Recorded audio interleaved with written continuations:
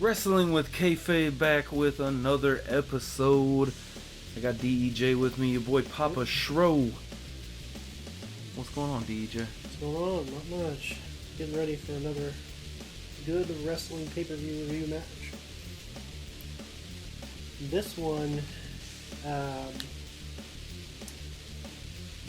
don't think people from our age group really think about much.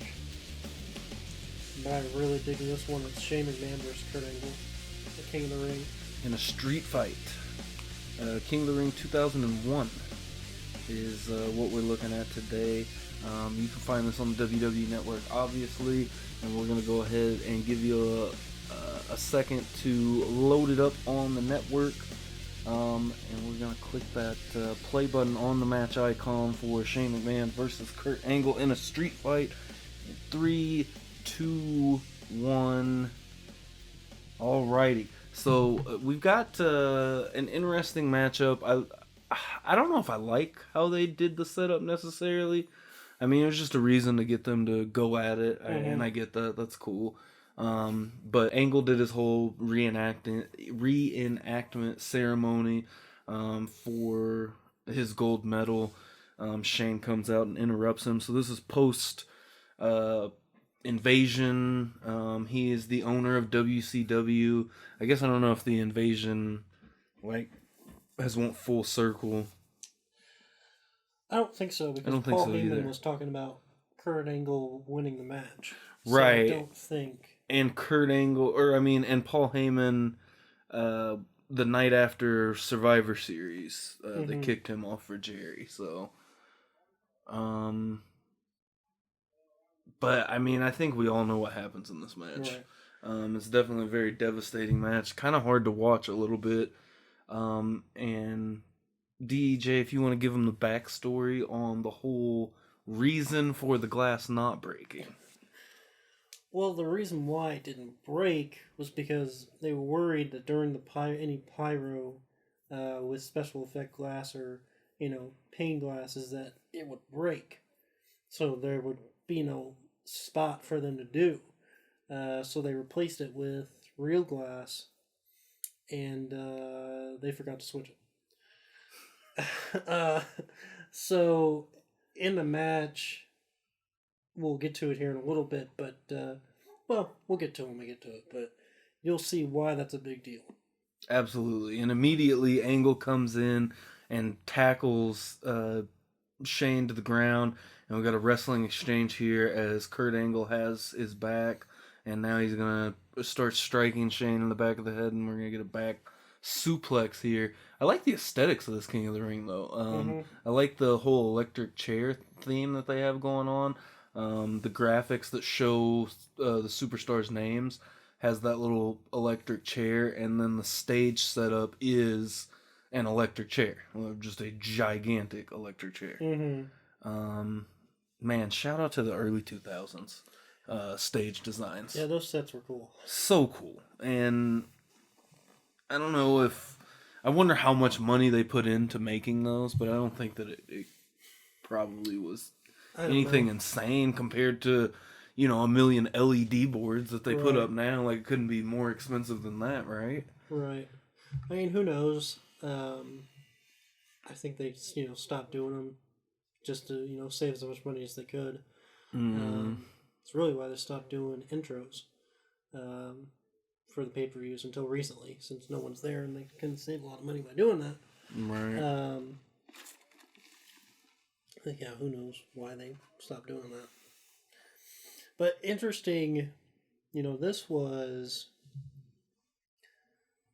really the prime of Shane McMahon. Absolutely. Anything you saw Shane McMahon do, because shortly after this, well, I guess that's not true, because he was involved in the DX stuff with Vince in the mid-2000s. And Angle's busted open here. I wonder if he did that to himself, because it looked like he was slapping himself a minute. But man, this is also peak Angle, I think. Not peak Angle, but really starting, or he's at that point where he is a very much top guy. Mm-hmm. I love this little angle that they're throwing in here, no pun intended, but Shane kind of gets out of the ring. He realizes he is overmatched as a wrestler. And Angle gets down on all fours in a wrestling stance and says, come on. And I don't know, I've never been big in amateur wrestling and didn't grow up wrestling, but I don't know what you call that other than somebody having your back. Right. Where he kind of gets Shane to come in and he rolls over real quick and rolls right over him. And now Angle in full control of this match right now. Yeah, I'm not sure how Angle got cut there. And the suplexes. I mean, this is... I love the decorated amateur wrestler playing up to those, amateur... The skill set, Right. It's a lot of suplexes. It's a lot of like pure wrestling. I enjoy that, and I like the gimmick and the fact that he's a heel. And I mean, just that move right there of the man, excuse me, I don't really know the terminology, but somewhat of a fireman's carry type of rollover, and now he's just doing circles around him on his back. Mm-hmm. I only know jiu-jitsu terminology. I don't know actual wrestling terminology. Yeah, I don't know, but I mean. That had to be so frustrating for people to know that Kurt Angle could out wrestle you anytime, but he didn't have to, or he couldn't. But I think people bought into it, although they really shouldn't have. Just like you shouldn't buy into Brock Lesnar not being able to beat people. Right, I feel you. I get that, and I mean, rumor has it he got the best of Brock when they, really went for a shoot, in the back and had a real wrestling match. And well, I mean, I believe it. I mean, Kurt Angle is no slouch. I mean, Kurt Angle's, Shane McMahon just kicks him in the gut.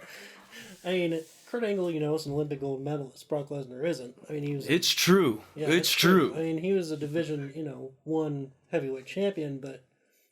That's a very high level, but Kurt Angle's at the highest level humanly possible, for wrestling. So I'm sure. And he did it with a broken freaking neck. That's true, he did. Yeah. And that's real. That is literally real. Yeah, that is.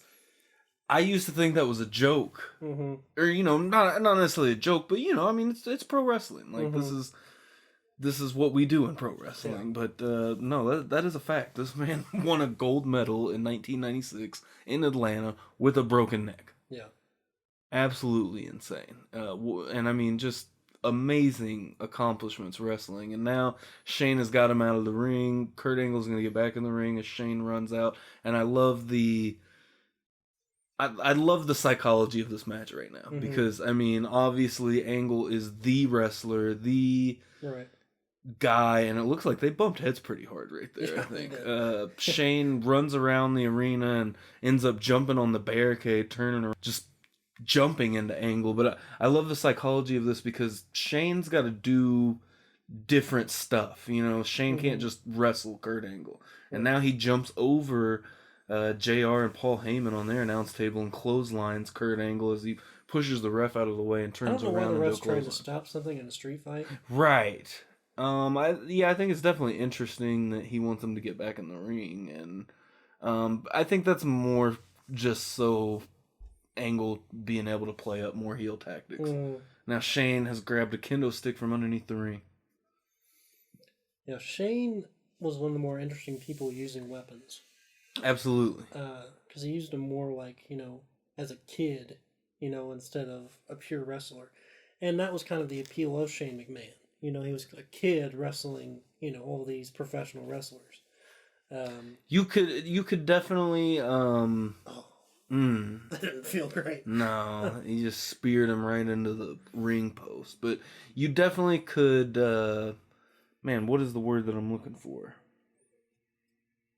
Get behind Shane, just because it felt like, if you were to step in a WWE ring, like, you were going to have to do some crazy stuff and fly off of things and not not necessarily wrestle traditional style. And I think somewhat his, character of old gets lost in translation in his new character, essentially. Or, you know, what he's evolved into. And I get he's a seasoned martial artist and has trained for a long time. And even here you see him throwing some body punches. He's always been... he's always loved martial arts, which I've always thought is interesting. And fun fact that he tried to convince Vince to buy the UFC before Zuffa did. So, you know, in some alternate reality, WWE and the UFC are under the same banner with Vince McMahon owning it rather than Dana White. Which they seem to get along, and, you know, maybe Dana would have still been involved in that. But Right. it would have been a lot easier for Brock to hop back and forth. It would have. If that were the He'd be even case. richer. Absolutely. And so, but, man, I don't know. I watched something recently where Shane was wrestling from in the last year or so, and I think it looks like shit. I don't like watching him try to use his Muay Thai in a wrestling. He's older. Yeah. And I, you know, he only does a match every year or two. His WrestleMania match with The Miz was really good, I thought. And the story behind it. Right. Like, all of that was really, really good. And the fact that they did the swap, where he was the heel and Miz was the face, I thought was very interesting. Right. Yeah, that was great work from both of them. Yeah. I agree. That was a really good match, a good finish. Go ahead. Does a bridge there, and then he just gets driven 2 double fists in the stomach there. I like this spot where Angle keeps bridging up. That happened like 3 different times, and where Shane's going for a pin, and Angle bridges up just to be knocked back down, and now it looks like, I don't know what the hell Shane just grabbed, some like plank of wood and a trash can that he's throwing into the ring.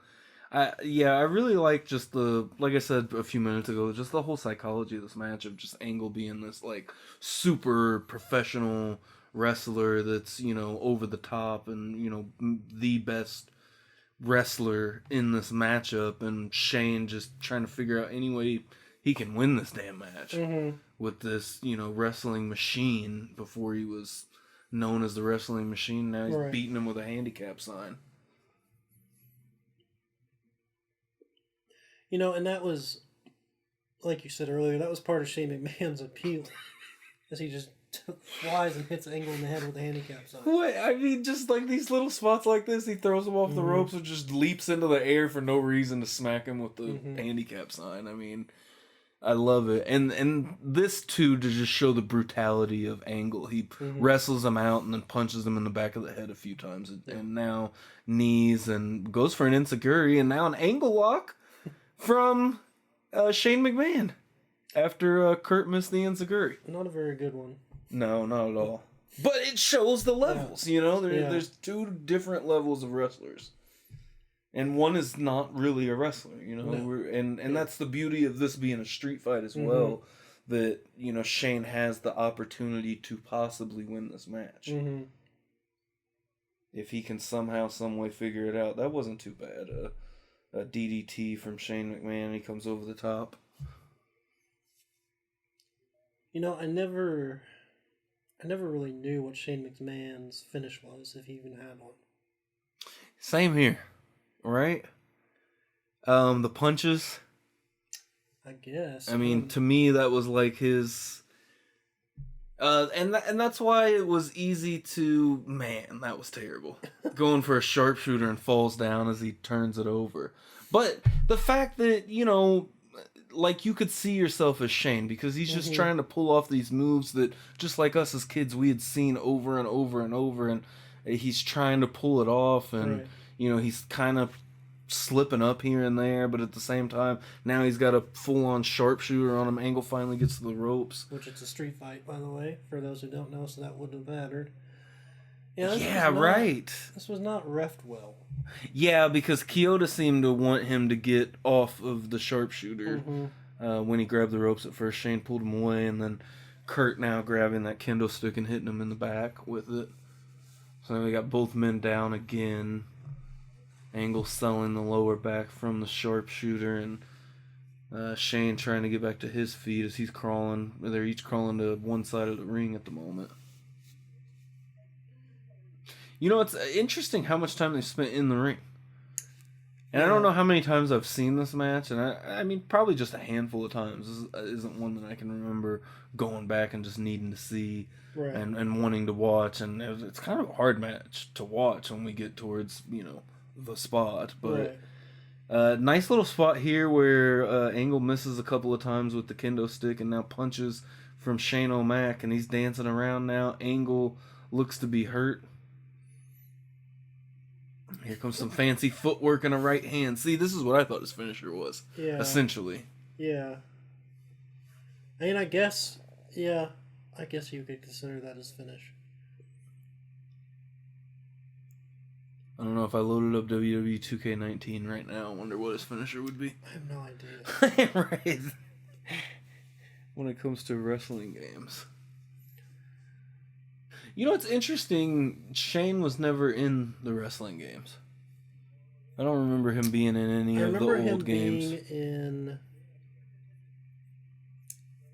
in SmackDown. The PS1 game. Okay. The original SmackDown game. Probably would have come out around this time. Yeah. Okay, I kind of remember that too. Mm-hmm. I don't think I played a whole lot of wrestling games on the PlayStation 1. I kind of remember SmackDown because I can remember you being able to create your own arena on there, and I thought that was the coolest thing. Yeah.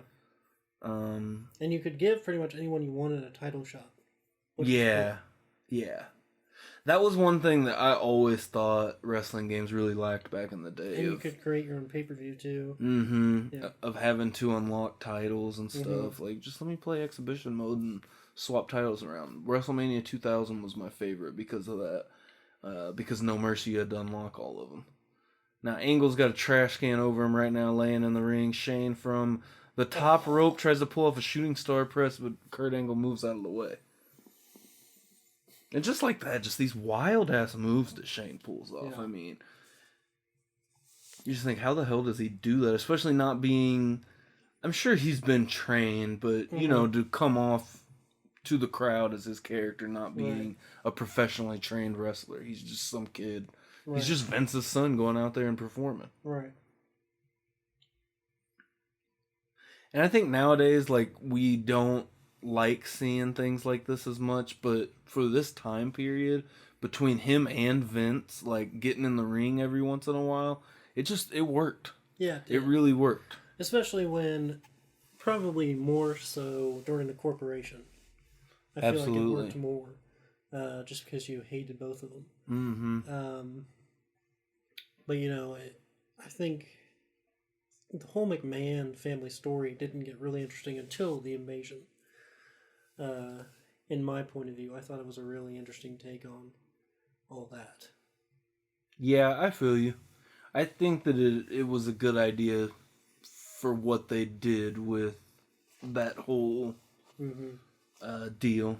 With Shane sneaking into buying WCW right from underneath Vince. And then Stephanie joining him. There was obviously, not big stars involved with that, and a lot of swapping and switching. They could have I think they could have done a lot better even with what they had. Right. Not even bringing in these big stars, but maybe like DDP and Hogan. And which side would have Hogan fought for? I think that would have been really interesting to see once we got to there. Even any of those NWO guys. Mm-hmm. Because all of them were, very successful. Yeah. Before they went over to WCW. Now Shane ends up countering a suplex that Angle was going for on the ramp. And so now we're starting to work our way up towards the stage. So both men still down here as we get towards the top of the ramp, and they're both finally starting to stir as Shane gets up on all fours, and Angle trying to do the same in the crowd, trying to hype these men up. And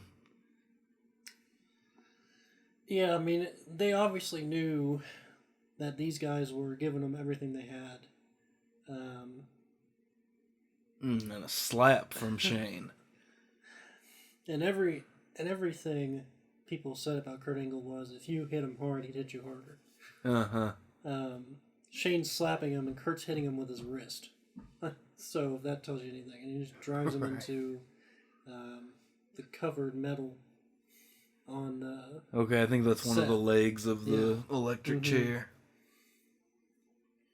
And now he's crawling over to the king of the critical trips there. It makes it look like he's talking shit, professional. Right, absolutely. And this is the spot that everyone knows about, the King of the Ring spot, where he's getting ready to throw Shane through the glass here. And this is pretty brutal, so be ready. Bang! Oh! And if you are listening to it with the audio, there is maybe not a worse sound in all of wrestling history to me than hearing the thud of Shane McMahon's head hit the ground. And you can see Angle laying on the ground that is looking over and realizing that he fucked him up. Yeah. Then Shane tells him to do it again. Kurt does it again. That time it breaks. So he goes through the glass here, and now he's on the opposite side of the set, what was originally supposed to happen the first time, and now you can see where Shane has been busted open. And I don't know, I'm assuming that they've both just got cut up from this glass that shattered everywhere, because it's real glass. So yeah, it's real glass, yeah. I mean, this is no fun. Allegedly, apparently, not allegedly, but Vince almost came out and stopped this match. Mm-hmm. Because, I mean, Shane's been tossed through glass, has smashed his head on the concrete, and there's really no reason to continue this match. Now Kurt's going to throw him through the other side. And this one's worse. Yeah, that one's worse. I think that one's worse. He bounces right off of it and drops him right on his fucking head. There's blood on the glass from Shane, and I think Shane needed something like 40 stitches after this was over. Mm-hmm. And I think the last thing he told Angle was, what did he say exactly? Do it again, pussy, or something? He called him a pussy. Do it again, bitch, or pussy. Or bitch, yeah, something like that, where he... and that time, at least he saved Shane's head. Yeah. Kurt is basically pleading with Shane, we're not doing this, and I think Kurt just throws him headfirst this time. Yeah. He backs up and just... and it works that time. You gotta tell Angle is just like, thank God this is over. Because I don't think they keep the match going if Shane doesn't go through. No. I don't think so either. I mean, and you can tell, like, especially knowing the backstory of this, you can see, like, with the reactions a little bit. I mean, they're all being very professional and very much still into the match and in character. Angle tries to pin him right there. Mike Chioda telling him to get him to the ring. And at this point, I think Angle kind of pleading with him that, I don't know if I can get this man to the ring. Yeah. Like, can we end this, please? And at this point, Shane is wearing the crimson mask and dragging him through the... Oh my God, this is terrible. Yeah, this was not good. I can understand, especially being a parent. Look at the blood on the other panel. Yeah. But if, Vince watching this, I can understand why he wanted to come out and stop this. Look at Kurt's shoulder. And glass all over him. And, man. So, Kurt has decided that he's going to put Shane on an audio storage box. One of those rolling carts. And he's going to roll him down to the ring. Because I think legitimately Shane is very much not with it. Well, Kurt realized that he was going to drag him through glass. And I don't think he was trying to do that. Yeah. And I mean, I don't know if Kurt can feel, but I mean, you can tell, like, his shoulders are cut. Yeah. From the glass. I mean, glass cuts don't hurt that bad. And especially being in the moment. Right. I'm sure he doesn't feel hardly anything. No. And you don't know if it's Shane's blood, because, right. I mean, Shane's bleeding pretty bad at this point. I mean, there's blood all over his face. And he was cut up in his hair. Right. On his skull. And that's what caused where he needed all those stitches. So that's blood that's just flown from the top of his head. And now Angle has finally got into the ring and taken him off of this audio cart now just trying to get him into the ring. Angle definitely carried him through this finish. Yeah. I mean, he is not with it at all. Shane is barely moving. And honestly, at this point, I mean, I don't know how much of it's for show. I don't know. I don't know how much of this is a sell job. But he kicked the fuck out. Yeah. I did not expect this. I don't remember this match 100%. Yeah. I know the spot, and that's about it. I think Kurt wanted him to just take the pin. But I mean, you know, Shane McMahon's a madman. Yeah, Shane really is crazy. So now we're back in the ring.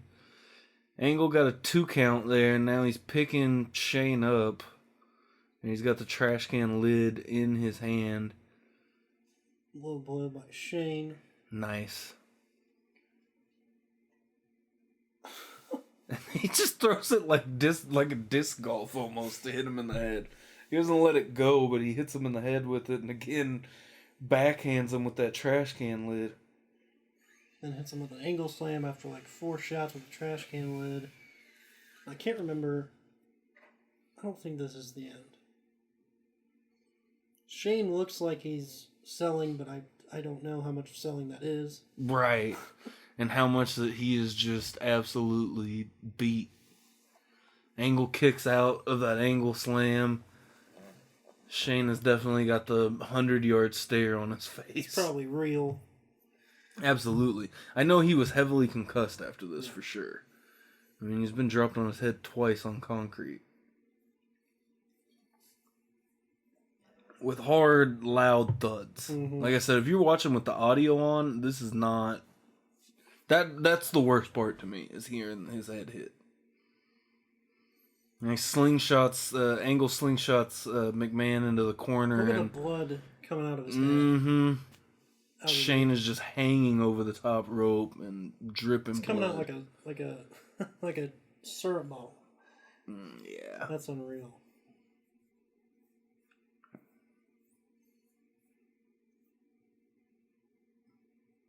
Apparently, Vince stopped watching this match as well. Yeah, I think somebody got him to stop watching. It might have been Bruce Pritchard, I think. I think so. And now that wooden board, Kurt is just beating Shane. Well, actually, with. I don't know, because Bruce Pritchard got released pretty early on in the 2000s. Okay. And he didn't come back until... Well, it may have been later in 2000s, but it was in the mid-2000s. Yeah. And he didn't come back until 2 years ago. And he's going to give him an angle slam off the wood plank, off the top rope. And you can still see glass flying up in the ring as they take that bump. You can see glass flying up. And I wonder if Shane has any glass in his eye at this point, because his eyelid is really blinking rapidly. Like there's something in it. After that angle slam, now Angle crawling over to try to get this pinfall on Shane. And I think that's finally the 1, 2, 3. Woo! Brutal. Yeah, absolutely one of the most brutal matches of all time. Yeah. And I mean, it's not even... I don't think it was intended to be that way. No. It was intended to be portrayed that way. But I mean, it definitely ended up that way. But, you know, just how Shane is cut up, you know, is unreal. Yeah, these two went through hell in this match. That is for sure. He beat Shane like a government mule. As JR would say. You know, it's funny. Kurt's blood on his shoulder disappeared. Yeah, maybe he wasn't actually cut on his shoulder. It seemed, I think that right one might be the original one. Mm-hmm. The one where you first saw blood from after the first time they went through. And now they're showing the replay again of him throwing Shane through the glass. and back through the other way. It was definitely a good spot and a smart, like, planned spot. Mm-hmm. Just the execution was not terrific.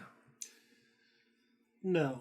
But, I don't think it was to their fault.